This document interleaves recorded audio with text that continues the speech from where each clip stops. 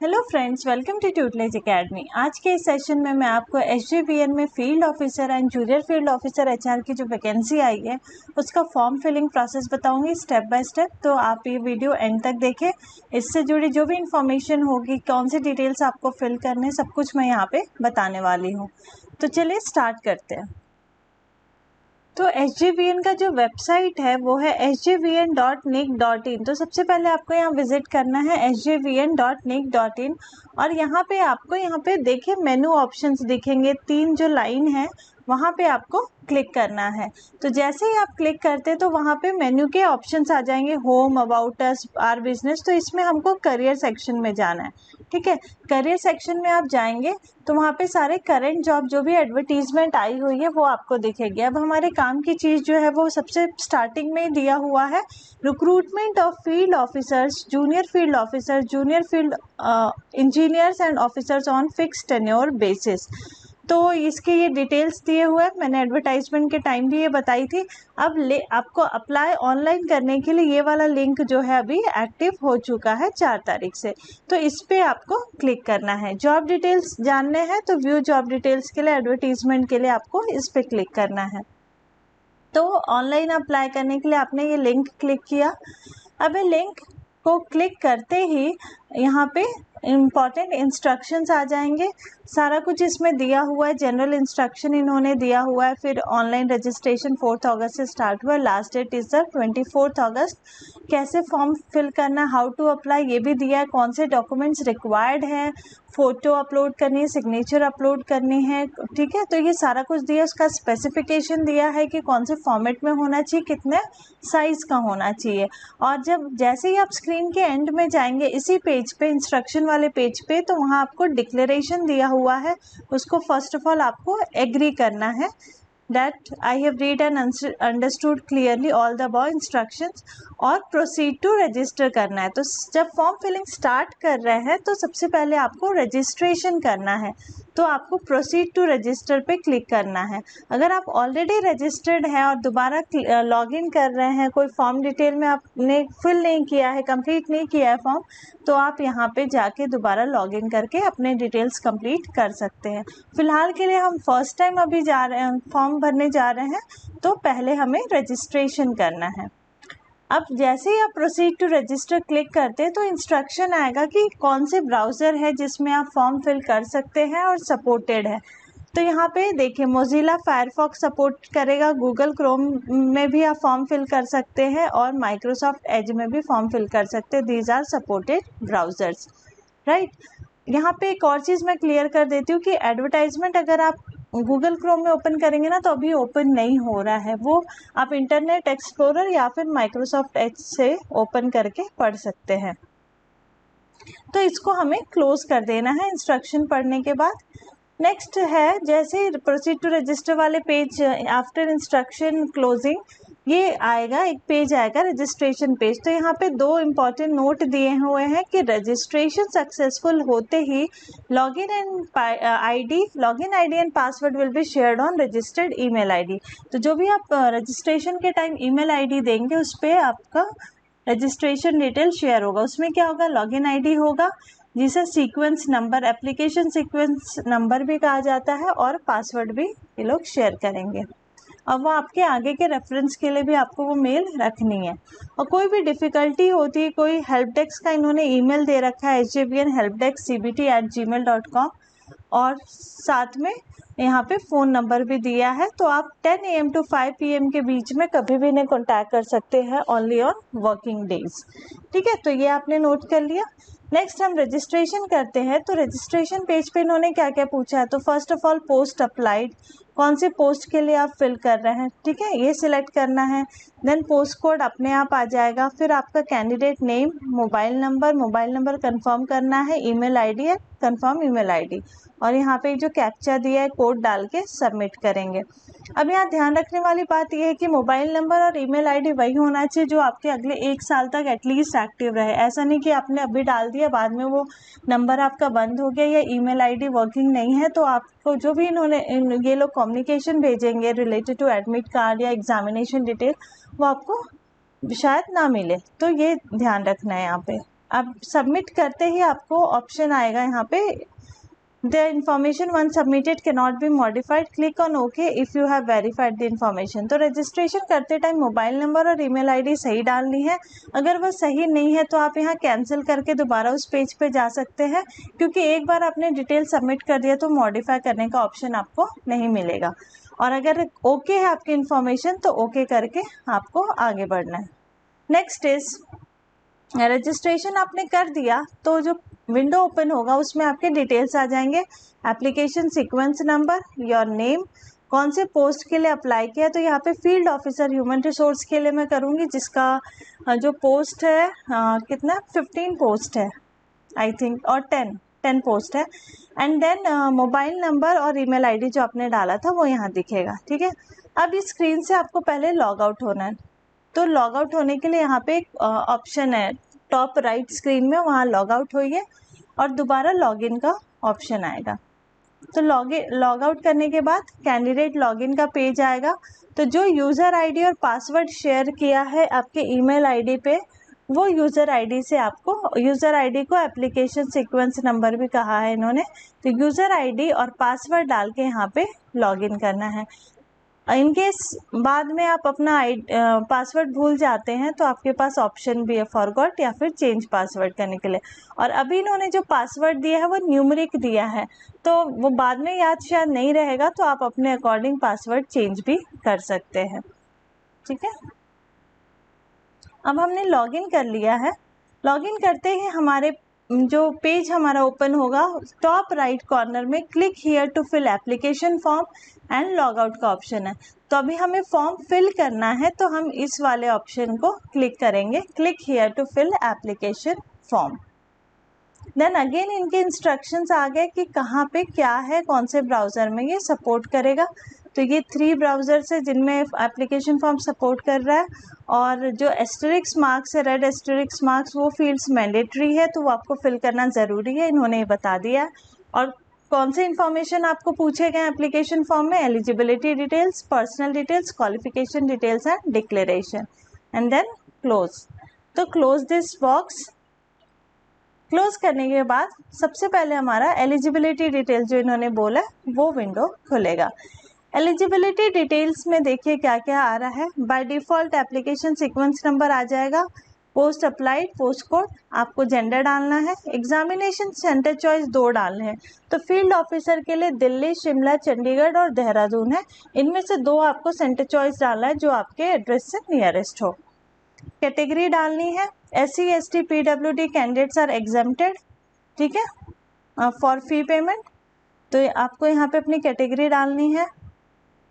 और इन्होंने एक नोट भी दिया है कि the right to allot the test centre is at the description of management of SJVN। ठीक है, तो वो अपने अकॉर्डिंग आपको सेंटर अलॉट करेंगे। Then you have to fill the birth date. ठीक है, तो एज एज ऑन 24/8/20, मतलब क्लोजिंग डेट जो है इस फॉर्म का, उसको रेकनिंग डेट लिया हुआ है। तो अपर एज लिमिट जो दिया हुआ है इस डेट को ही काउंट करेंगे। Now are you physical handicapped, are you PAF and PAA। अब ये PAF और PAA क्या है, तो प्रोजेक्ट अफेक्टेड फैमिलीज और प्रोजेक्ट अफेक्टेड एरियाज, उनके लिए 25% हॉरिजॉन्टल रिजर्वेशन है। तो अगर आप इस एरिया या इस फैमिली से बिलोंग करते तो यू कैन क्लिक S। ठीक है, आप एप्लीकेशन में पढ़ सकते हैं इसके बारे में। एक्स सर्विसमैन है या नहीं, या फिर जम्मू एंड कश्मीर से तो बिलोंग नहीं करते हैं बिटवीन दिस पीरियड। ठीक है, डोमिसाइल, तो वो आपको फिल करना है। Save and next. जब भी आप सेव एंड नेक्स्ट करेंगे तो ये विंडो खुलेगा कि data saved successfully, click on okay. Next is personal details. तो आफ्टर एलिजिबिलिटी पर्सनल डिटेल वाला ऑप्शन खुलेगा। इसमें your name, your father name, mother name, marital status, Indian nationality, sorry. Then contact details में ये तो अपने आप ही आ जाएगा क्योंकि रजिस्ट्रेशन में आपने डिटेल्स डाला था। प्रेजेंट एड्रेस आपको डालना होगा। इस परमानेंट एड्रेस सेम एज अगर दोनों एड्रेस आपके सेम है, प्रेजेंट एंड परमानेंट, तो आप इस ऑप्शन को येस करेंगे। अगर डिफरेंट है तो नो करके आपको दोबारा ये डिटेल यहाँ पे फिल करना होगा। सही एड्रेस डालना है क्योंकि फर्दर कोई कम्युनिकेशन अगर ये करते हैं बाय पोस्ट तो आपका जो कम्युनिकेशन है वो लॉस नहीं होगा, राइट। नेक्स्ट विंडो है पर्सनल डिटेल्स के बाद क्वालिफिकेशन डिटेल। क्वालिफिकेशन डिटेल में first of all you have to fill matriculation 10th detail, then intermediate 12th details. तो यहाँ पे मैंडेटरी फील्ड्स 10th डिटेल ही है, वो आपको सारे फील्ड्स भरने हैं। 12th का मैंडेटरी नहीं है बट आप फिल कर देंगे तो अच्छा ही रहेगा। देन उसके बाद ग्रेजुएट डिग्री और डिप्लोमा डिटेल्स है। Degree names, your specialisation, year of passing, mode of education. अब मोड ऑफ एजुकेशन इन्होंने दोनों दिया, फुल टाइम भी दिया है और पार्ट टाइम एंड करस्पॉन्डेंस भी दिया है। और इन्होंने नोट भी दिया है कि candidate should purchase full time regular educational qualification from Indian university. तो मे बी ग्रेजुएट डिग्री ये फुल टाइम, करस्पॉन्डेंस भी मान रहे होंगे बट ये आपको एक बार कंफर्म करना होगा, राइट, क्योंकि ऑप्शन में इन्होंने फुल टाइम और करस्पॉन्डेंस भी दे रखा है। देन मास्टर डिग्री में जो मोड ऑफ एजुकेशन है वो सिर्फ फुल टाइम ही दिया है, तो यहाँ तो फुल टाइम ही रिक्वायर्ड है। और इन्होंने यहाँ पे नोट भी लिखा है कि MBA, PG diploma, PG degree, MCOM, MA must be from recognised university और फुल टाइम कोर्स ही होना चाहिए। Then you have to save and next. और ये डिटेल्स आपको सही भरने, क्योंकि डॉक्यूमेंट वेरिफिकेशन के टाइम ये सारे डिटेल्स आपके एप्लीकेशन फॉर्म से ही चेक करते, कंपेयर करते हैं, right. Next is qualification details के बाद है डिक्लेरेशन। अब यहाँ पे मैं आपको बता देती हूँ कि सिंस SC ST PWD के लिए कैंडिडेट्स के लिए फी एग्जेम्प्टेड था, तो आपको फॉर्म फिलिंग प्रोसेस बताना था। तो जो कैटेगरी मैंने डाला था वो SC डाला था, तो इसकी वजह से यहाँ पे टोटल फी पेड क्या आ रहा है, 0, मतलब फी पेमेंट नहीं करना है, ठीक है। इसलिए मुझे डायरेक्ट डिक्लेरेशन आ गया। डिक्लेरेशन पार्ट में पेमेंट डिटेल्स 0 दिखा रहा है।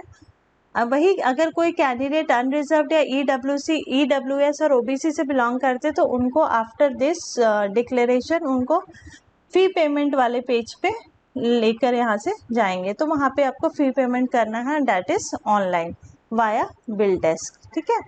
डॉक्यूमेंट्स अपलोड करना है, तो डॉक्यूमेंट्स का साइज यहाँ पे दिया है वो मैं आपको बता दूंगी। तो recent colour passport size photo आपको अपलोड करना है, not more than 3 months old, और आपको अपना सिग्नेचर अपलोड करना है। नीचे एक डिक्लेरेशन पार्ट भी दिया है जिसे आई एग्री करके आपको सबमिट करना होगा। तो सबसे पहले हम डॉक्यूमेंट अपलोड करते हैं जिसमें फ़ोटोग्राफ है। साइज़ क्या होना चाहिए, मैक्स 100 KB का होना चाहिए, JPEG और JPG फॉर्मेट में होना चाहिए।